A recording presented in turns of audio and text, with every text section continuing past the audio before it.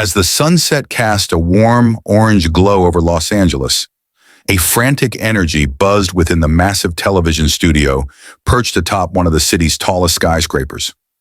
Tonight was the live broadcast of Cross-Examination, one of the nation's most watched and most controversial talk shows, and the guest was one of Hollywood's most enigmatic and beloved figures, Keanu Reeves.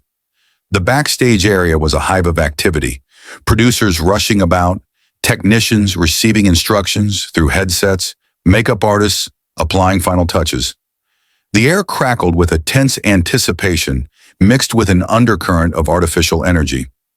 Amidst this chaos, in a small, dimly lit, minimalist yet luxurious waiting room, Keanu Reeves sat calmly, gazing out the window at the setting sun. He wore his usual effortless style, a dark gray cashmere blend V-neck sweater, comfortable black trousers, and well-worn but well-maintained boots. No jewelry, no flashy watch, just his face carrying the marks of time and experience, and his shoulder-length dark hair, slightly tousled. He slowly sipped water from a paper cup, listening to the commotion outside his door. He was about to face Julian Thorne, the show's host, renowned for his sharp intellect, cutting questions, and a notorious ability to corner his guests at their most vulnerable moments. Keanu had watched Thorne's previous shows. He'd seen how skillfully Thorne dissected careers, reputations, even private lives. His manager had strongly advised against accepting the interview, but Keanu had a different motivation. Perhaps he held a naive hope that even in such an artificial environment, a spark of genuine dialogue was possible. Or perhaps he simply wanted to show the real person behind the glittering, media-constructed image. Meanwhile, across the studio complex in his own lavish dressing room, Julian Thorne was making his final preparations. Large screens in front of him displayed clips from Keanu Reeves' past interviews, articles written about him, biographical details. In his hand was a thick binder filled with detailed notes prepared by his research team, highlighting potential attack points, specifically targeting the traumatic events in Keanu's life. Beside him, his chief producer, Evelyn, a sharp, ambitious blonde woman, was giving him last-minute strategic advice. "Remember, Julian," Evelyn was saying, "the man's a fortress. He doesn't show emotion. The key is to find the cracks beneath that calm exterior, the losses, the father, the career lulls. Don't be afraid to push. The audience wants this. We're going to break ratings records tonight." Julian looked at his own flawless reflection in the mirror. The Italian suit, the expensive watch, the meticulously styled silver hair. Outwardly, he was the epitome of success. But deep down, perhaps there was a hidden jealousy, a grudging admiration for the quiet authenticity Keanu Reeves possessed, something he himself lacked despite his sharp wit. Still, he had a job to do. He smiled, that famous, intelligent but cold smile taking its place. "Don't worry, Evelyn," he said. "Tonight, whatever is behind that silence, I'll bring it out." As the live broadcast music swelled through the studio, the audience erupted in applause. Julian Thorne strode confidently onto the stage, greeting the crowd with practiced charisma before launching into his opening monologue. Then, with great fanfare, he introduced Keanu Reeves. When Keanu walked onto the stage, the applause intensified. His presence had a different quality than most Hollywood stars. He projected an aura, not of fame, but of deep internal calm. He acknowledged the audience with his usual humble wave, a faint, genuine smile on his lips. His walk was unhurried, his posture self-assured, but it was a confidence born of inner balance, not arrogance. He settled into the armchair opposite Julian Thorne, adjusting himself with an easy grace, as if settling into a familiar chair at home. The buzz in the studio slowly subsided, replaced by a tense quiet. Julian Thorne leaned back in his chair, fixing Keanu with his piercing gaze, that slightly mocking smile playing on his lips. "Mr. Reeves," he began, his voice smooth as velvet but laced with steel. "Welcome to the show. It's a true honor to have you. Millions adore you, admire you. But let's be honest, they also find you a bit inscrutable. All this fame, all this wealth, yet you still ride the subway, sit alone on park benches, quietly donate millions. Is this an elaborate public relations strategy? Or are you really just that different?"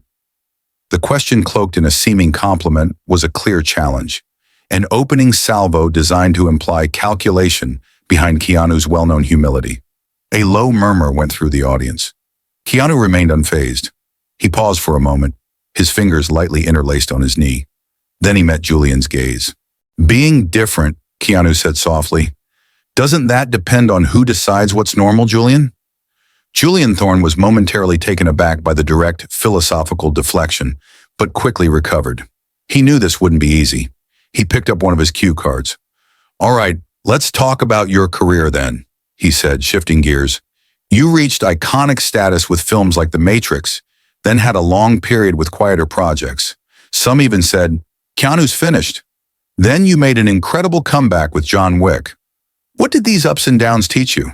Isn't it frustrating how fickle popularity can be? Did you ever fear that you just couldn't make it again?"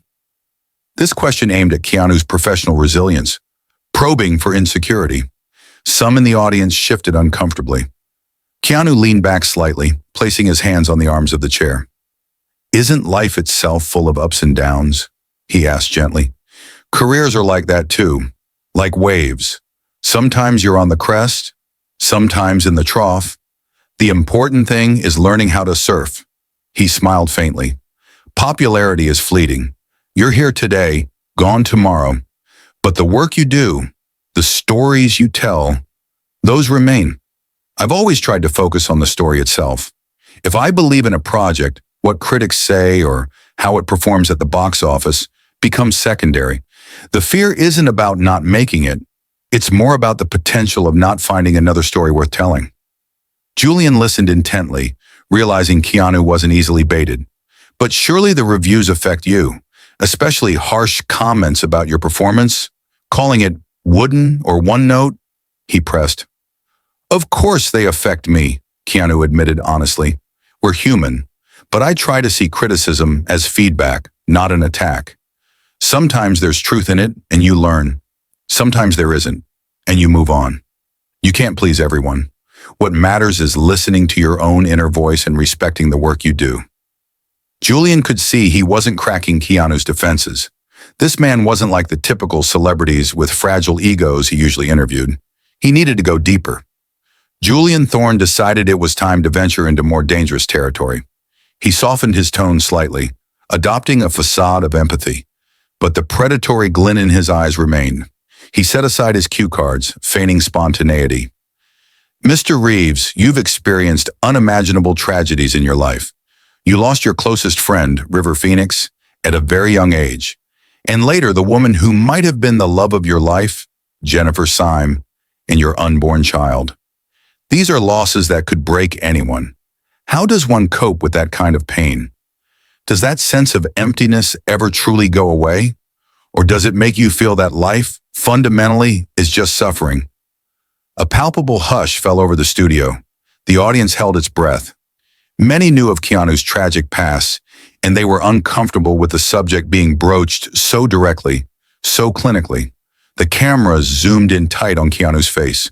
For a fleeting moment, a profound sadness crossed Keanu's features.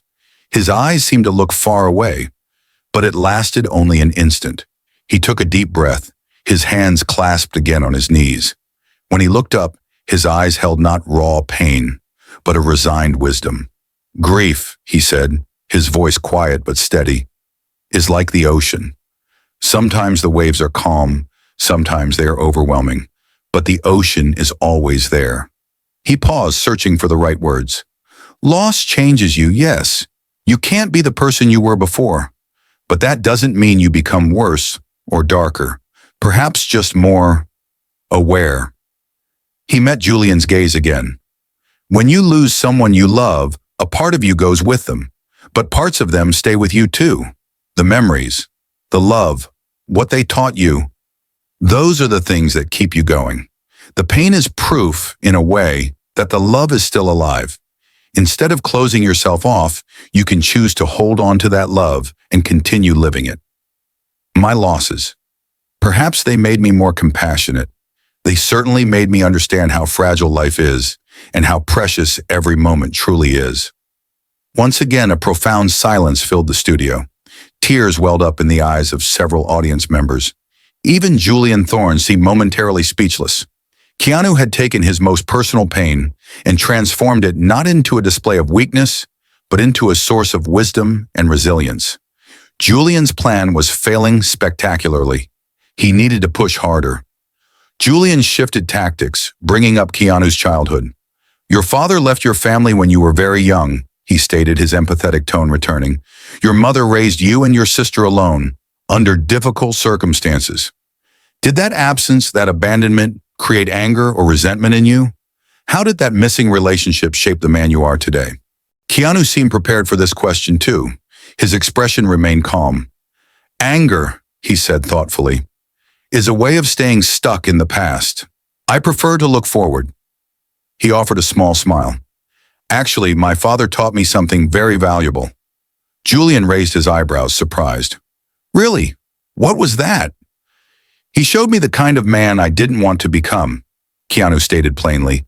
"His absence for me wasn't so much a void as an opportunity to make different choices.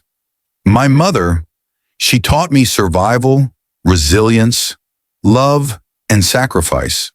Her strength has always been my greatest inspiration. So yes, perhaps it was a difficult childhood, but those experiences made me who I am today."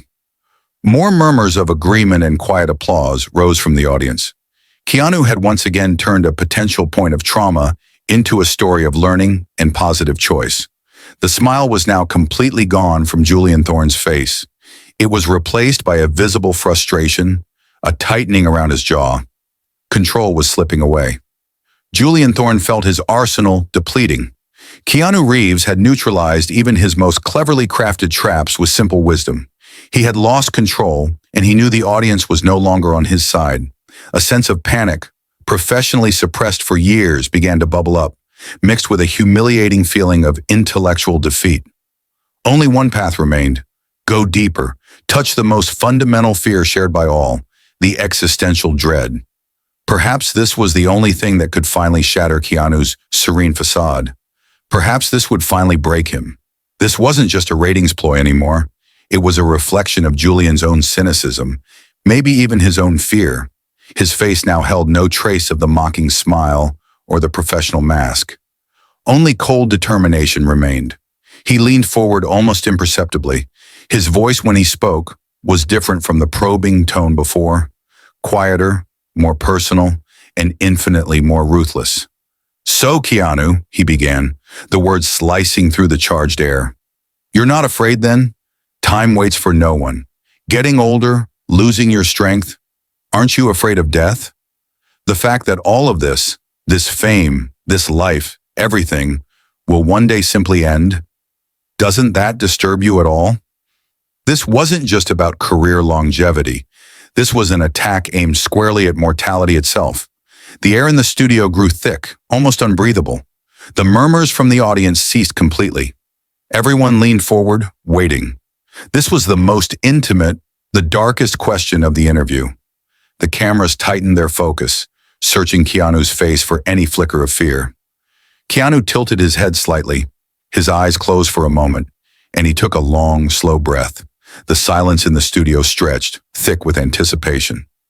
Julian Thorne held his breath, sensing, perhaps hoping for, a crack in the armor. Finally, the moment of vulnerability he craved. Then Keanu opened his eyes. His gaze was surprisingly calm, perhaps even tinged with a sad understanding. He looked not directly at Julian, but somewhere beyond him, as if addressing the studio, the cameras, the millions watching. "Julian," he asked, his voice quiet but resonant, "do you know the difference between fear and faith?" Julian was visibly thrown. His brain scrambled for a response, a witty comeback, but found none. This wasn't in his notes. This wasn't part of the game he knew how to play. What do you mean?" he managed to stammer.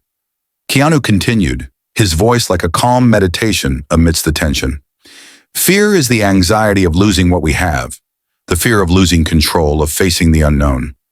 Faith," he paused, letting the words settle, "is accepting the transience of what we have, while trusting that what we've experienced and what we leave behind holds meaning. It's trusting that love, kindness, the lessons learned, that these things echo somehow, that they continue. His eyes met Julian's again.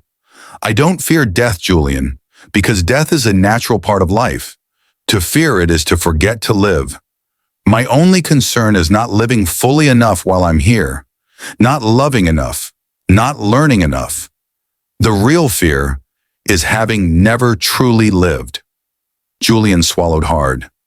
Keanu's words seemed to strike a chord deep within his own unacknowledged fears. But he couldn't back down now. Perhaps this wisdom too was just another mask. He had to land one final blow, the cruelest one.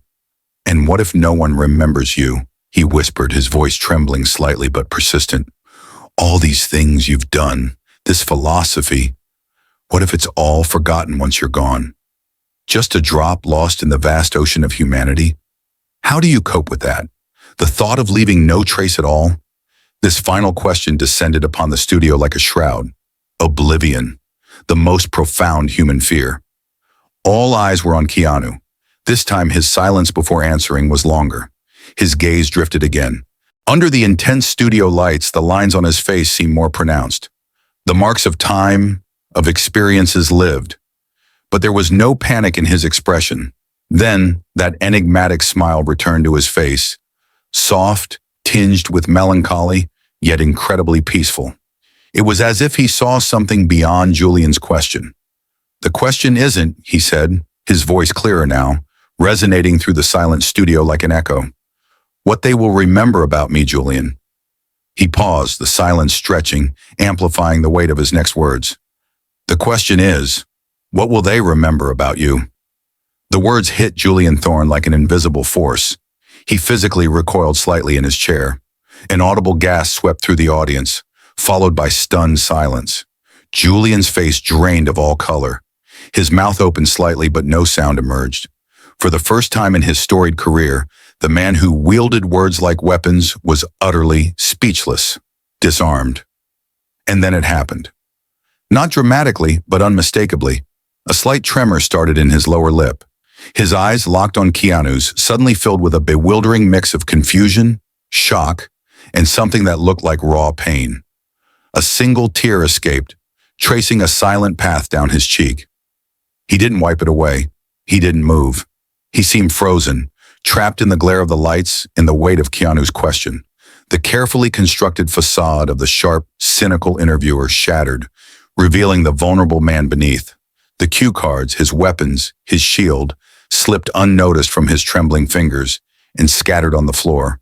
Meaningless pieces of paper now. Keanu watched him, his expression unreadable, but conveying no triumph, no judgment. There was only a deep, quiet understanding, perhaps even a flicker of shared human sorrow. He slowly, gracefully rose to his feet. As he stood, the audience, as if mesmerized, rose with him. The applause started again, but it was different this time. Not the raucous cheers from earlier, but a profound, sustained standing ovation, heavy with emotion, a silent tribute to the raw humanity they had just witnessed. Keanu bowed his head slightly towards the audience.